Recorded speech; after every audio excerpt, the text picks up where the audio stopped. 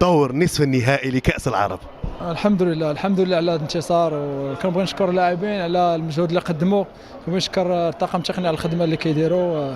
هذا كان فوز مستحق بالنسبه لنا، واخا في الاول كنا عارفين المقابله ما تكون سهله. الفريق السوري فريق منظم، فريق اللي كنا عارفين غيتراجع لنا للوراء، ولكن كان خاصنا نفكوا ديك الشفره، وداك الشيء اللي كان في الشوط الثاني. الحمد لله صبرنا وحاولنا نمشيو من اليمين من اليسار، اننا نسرعوا شويه ديال الريتم في المقابله باش نحاولوا نسجلوا الهدف، والحمد لله داك الشيء حتى لينا.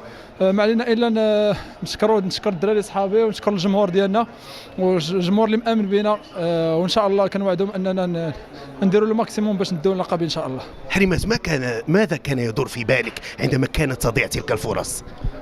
كنا عارفين باللي الفرص ما يقدروا ما يجوكش الفرص بزاف في المقابله، ولكن خاص من انصاف الفرص خاصنا نسجلوا، حيت مقابله ماشي سهله. كنا عارفين ما تكونش سهله، يعني خاص تجيك فرصه ولا جوج، كان خاصك تقتل المقابله. والحمد لله بالصبر وبالخبره ديال اللاعبين اللي كاينين هنا، ما علينا نقول تبارك الله على الجروب كامل، وان شاء الله نحاولوا نواصلوا العمل باش ناخذوا اللقب ان شاء الله الرحمن الرحيم. الدور سيكون صعب سواء مع الجزائر او مع الامارات. احنا ما كتهمنا حتى شي فريق، بالنسبه لنا احنا الادوار ملي كتفوت للكارد فينال، يعني اي فريق جا، حنا كما كنقولوا المغاربه اللي جا بسم الله، ما عندناش مشكل مع اي فريق اللي جا بسم الله. الشكر.